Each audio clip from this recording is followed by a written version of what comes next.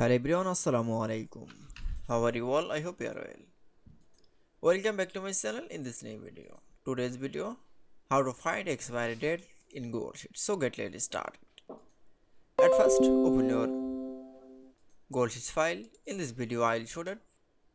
Firstly, find expiry date. Then I show that manufacturing date and expiry date after month and expiring date. Now, firstly, select from the expiry date. Now, first row. Now for click, then keyboard press the icon. Then type from the EDATE. Then press from the first bracket. Then select from the manufacturing date, comma, and select from the expire date, expire after month.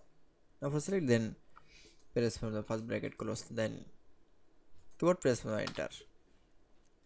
That's it. Then I show find expiry date in Google Sheets is very easy. I hope to enjoy the video. Please like, comment, share and subscribe my channel. Thanks for watching my video.